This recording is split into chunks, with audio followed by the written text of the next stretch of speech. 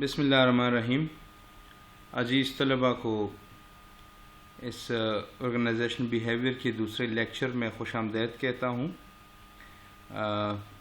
याद कराता चलूँ कि पिछले लेक्चर में हमने ऑर्गेनाइजेशन बिहेवियर को डिफ़ाइन किया था और उस पर डिस्कशन की थी, और साथ ही हमने परसेप्शन को डिफ़ाइन किया था। परसेप्शन को हमने एक्सप्लेन किया था। उसके बाद परसेप्शन और सेंसेशन का कंपैरिजन हमने किया था। नेचर ऑफ परसेप्शन पे हमने बात की थी। इस लेक्चर में हम उसी परसेप्शन के टॉपिक को कंटिन्यू करते हैं और सब प्रोसेस ऑफ परसेप्शन पे हम बात करेंगे। ये एक डायग्राम आपको नज़र आ रहा है फ्रेड ल्यूटन्स के ऑर्गेनाइजेशनल बिहेवियर का जो बुक है, वहाँ से मैंने ये डायग्राम लिया है सब प्रोसेस ऑफ परसेप्शन का। इस डायग्राम को देखते हैं, इस पे थोड़ी सी डिस्कशन करते हैं, फिर आगे वन बाय वन इन तमाम स्टेप्स को हम डिस्कस करेंगे। दो एस्पेक्ट्स हैं, दो पार्ट्स हैं मेन इस डायग्राम के। एक है द स्टिमुलस और सिचुएशन पार्ट, जिसमें हमारा जो जितनी भी इस सेंसेशन के जो एलिमेंट्स हैं जिसे हम सेंसेशन करते हैं वो, और उसकी कन्फ्रंटेशन जो हमारे सामने आती है, ये पार्ट होगी। दूसरा पार्ट है पर्सन। ये जो एक्सटर्नल या इंटरनल इन्वायरमेंट की ज़रिए से हमें सेंसरी इंफॉर्मेशन रिसीव होती है, ये वो पार्ट है स्टिमुलस और सिचुएशन पार्ट। और दूसरा है पर्सन पार्ट। जब ये स्टिमुलस या सिचुएशन हमें रिसीव होती है, रजिस्टर होती है, इंटरप्रिटेशन इसकी हम करते हैं, फीडबैक हम प्रोवाइड करते हैं, कोई बिहेवियर उसे जनरेट करते हैं और उसकी कंसीक्वेंसेस जो है वो आती है, तो ये this part belongs to person. ठीक है जी। सो सबसे पहला है सब प्रोसेस पे हम बात करेंगे। The existence of several sub-processes give evidence of the complexity and the interactive nature of perception। मतलब ये है,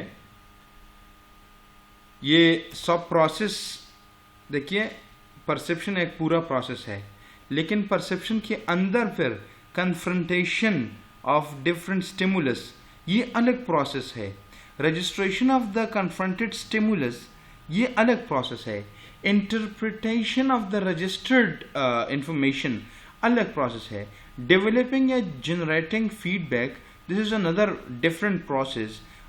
behaving positively and negatively, like developing a behavior, creating a behavior, this is another different process and consequences। okay, so ये मुख्तलिफ processes है जो कि मिलकर, ये सब प्रोसेस है मुख्तलिफ जो कि मिलकर परसेप्शन के प्रोसेस को कंप्लीट कर रही है।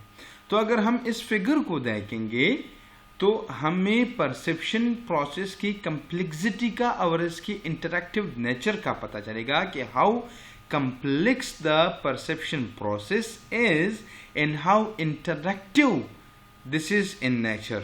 perception, we're talking about the perception। ठीक है जनाब।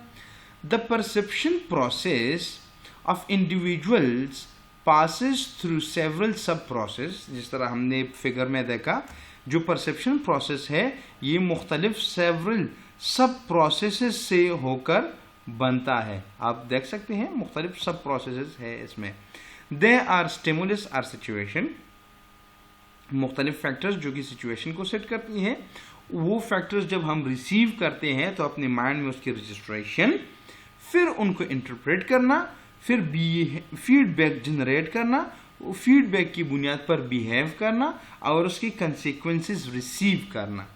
तो ये सब प्रोसेस ऑफ परसेप्शन के स्टेप्स है। सबसे पहला है that is stimulus or situation. So stimulus or situation is the first sub process in the process of perception. ये सबसे पहला स्टेप है परसेप्शन प्रोसेस में। Here people are confronted with an external और इंटरनल स्टिमुलस। यहाँ पर क्या होता है जी, लोगों को कन्फ्रंटेशन मिलती है, कन्फ्रंट करते हैं बैरूनी या अंदरूनी स्टिमुलस मुहर्रिक से, ठीक है जी। As a result they might experience an immediate sensual stimulation, or the confrontation may take place with the entire physical or socio-cultural environment, ठीक है जी। अब यहाँ पर हमें कोई सेंसुअल चेंजेस या सेंसुअल स्टिमुलेशन मिलती है। यहाँ पर हम बात करेंगे एक्सटर्नल एनवायरनमेंट की। किसी इदारे में बीइंग एन एम्प्लॉय, जब हम किसी इदारे में काम करते हैं तो एक्सटर्नल एनवायरनमेंट हमारे लिए क्या होता है, या तो होगा फिजिकल एनवायरनमेंट। फिजिकल एनवायरनमेंट क्या है, हमारे ऑफिस में कोई चेंजेस वाक़या हो रही है, फैक्ट्री के फ्लोर पर कुछ हो रहा है, रिसर्च लेबोरेटरी में कोई चीज़ हम सेंस करते हैं, स्टोर में चेंजेस है, क्लाइमेट चेंज है, एट्सेट्रा। या सोशियो कल्चरल एनवायरनमेंट है, हमारे मैनेजर के स्टाइल, उसका जो मैनेजमेंट स्टाइल है उसमें कोई चेंजेस आती है, कन्फ्रंटेशन उसकी होती है। इदारे के नॉर्म्स और वैल्यूज़ में चेंजेस आती है, या कोई डिस्क्रिमिनेशन हम फेस करते हैं। तो ये मुख्तलिफ फैक्टर्स हैं, मुख्तलिफ अवामिल है जिसकी एक एम्प्लॉई कन्फ्रंटेशन करता है और उसके सामने आती है। तो जब कोई भी इनमें से या कोई और एलिमेंट, कोई फैक्टर एक उसकी कन्फ्रंटेशन हो जाती है, एक इसे कहते हैं सिचुएशन पर्सन इंटरेक्शन। तो जब सिचुएशन पर्सन इंटरेक्शन हो जाती है, इस कन्फ्रंटेशन हो जाती है, उसके बाद वो एम्प्लॉई, वो पर्सन, वो बंदा उस चीज़ को, उस वेरिएबल को, उस फैक्टर को, उसको रजिस्टर करेगा न्यूरल मैकेनिज्म से, सेंसरी मैकेनिज्म से। सामने आ गया हमारे कोई चेंजेस, अब हमने उन चेंजेस को अपने जिस्म के अंदर ले जाना है, अपने माइंड तक। So registration process will take place. यहां पर क्या कहते हैं, in registration the individuals record in their minds the stimulus they have received from the environment. जो स्टिमुलस, जो फैक्टर्स, जो चेंजेस हमने एनवायरनमेंट से, सिचुएशन पर्सन इंटरेक्शन में हमने एनवायरनमेंट से जो फैक्टर्स, जो चेंजेस, जो सेंसेशंस रिसीव की थी, अब उसको अपने माइंड में रिकॉर्ड करना, स्टोर करना, this is registration. Physiological mechanism such as listening, hearing, etc. play an active role in the perception of individual. अब जब हम रजिस्ट्रेशन करते हैं तो उससे पहले हमें सेंसेशन मिलती है, हमारे 5 सेंसेस के ज़रिए से हमें इंफॉर्मेशन मिलती है। सो ये इंफॉर्मेशन जो है ये परसेप्शन प्रोसेस में एक बुनियादी किरदार अदा करती है। एक मरतबा फिर बताता चलूँ, रजिस्ट्रेशन का मतलब है जो सेंसेशन आपको सिचुएशन पर्सन इंटरेक्शन से मिलती है उसको अपने माइंड में रिकॉर्ड करने के अमल को कहते हैं रजिस्ट्रेशन। आगे है interpretation. Once the information received through sensation is recorded into the mind, the responsibility of the person here comes is to interpret that particular information that has been received.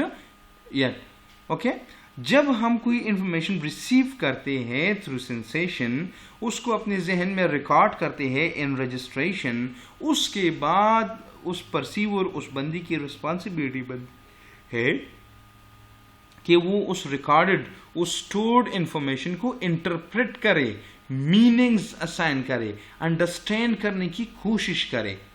तो यहाँ पर इंटरप्रिटेशन के बारे में लिखा गया है, during the interpretation people analyse the stimulus they have received. जो स्टिमुलस, जो सेंसेशन आपने रिसीव की है उसकी एनालिसिस यहाँ पर होती है।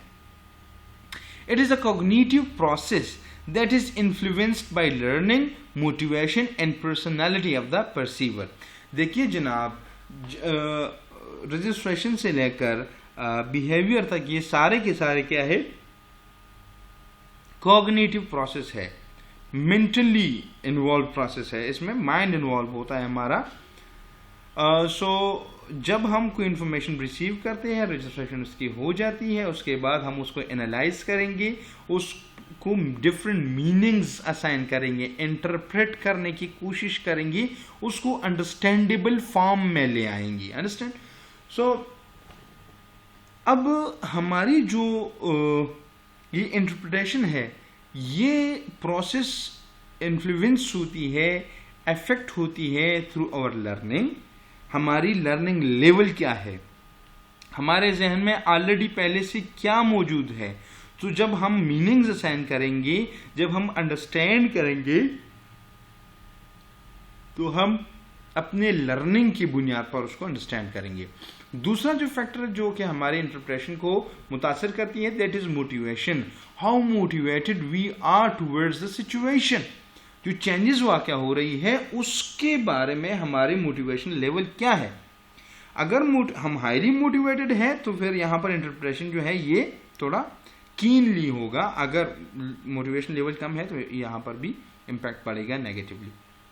और तीसरा है the type of personality being a perceiver we poses.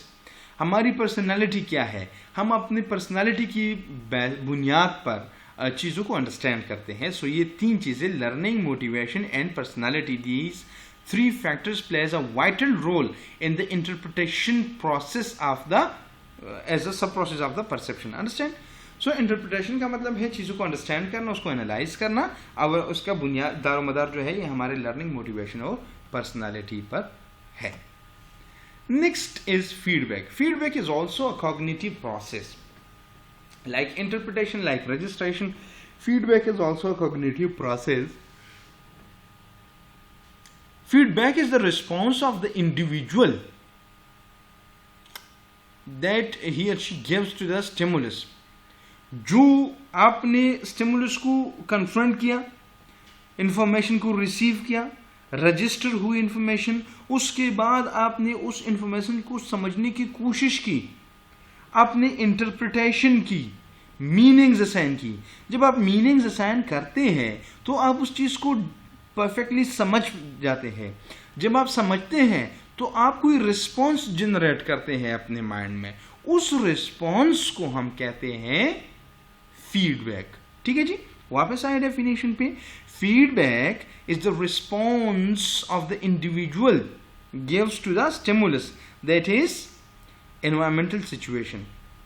Stimulus हमारा क्या है, एनवायरमेंटल सिचुएशन है, उसको जो हम रिस्पॉन्स देते हैं कन्फ्रंटेशन के बदले में, उस रिस्पॉन्स को कहते हैं फीडबैक। एंड आगे लिखा गया है feedback has an impact on the perception of individuals. Feedback हमारा क्या है, ये पॉजिटिव हो सकता है, ये नेगेटिव हो सकता है। सो इसका हमारे परसेप्शन पर बहुत गहरा असर है।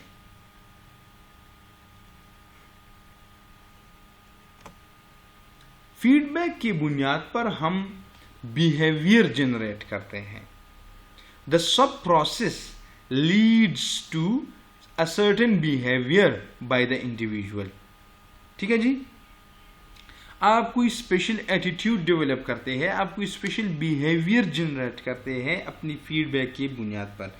लाइक सिंस आपको इंफॉर्मेशन मिलती है, उसकी रजिस्ट्रेशन होती है, उसको आप इंटरप्रेट करते हैं, आप जहन में कोई फीडबैक सोचते हैं, जब उस फीडबैक को आप अमली शक्ल देते हैं, जब आप उस फीडबैक की बुनियाद पर कोई एक्शन या रिएक्शन शो करते हैं, सो दिस एक्शन और reaction is known as behaviour.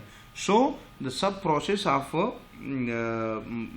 Perception is like confronting the situation, उसके बाद registering the sensory information, उसके बाद interpreting the information, उसके बाद developing a feedback in the mind, उसके बाद taking an action or reaction as a response to the situation person interaction।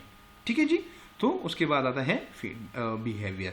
और जब हम कोई behavior adopt करते हैं, कोई action लेते हैं, तो उसके या पॉजिटिव कंसीक्वेंसेस हमारे पास आ जाती है एज अ रिजल्ट, और या नेगेटिव कंसीक्वेंसेस आती है। Consequences are the response of our behaviour. जो हम बिहेव करते हैं। फॉर एग्जांपल मैंने बीइंग एन एम्प्लॉय मैंने अपने कॉलेज में देखा कि हमारे जो एक्सटर्नल एनवायरनमेंट है उसमें चेंजेस आई है। चेंजेस ये है कि हम फिजिकली क्लासेस जो है वो नहीं कर सकते, कॉन्टैक्ट क्लासेस हम नहीं ले सकते अपने कॉलेज प्रीमिसेस में, ठीक है जी।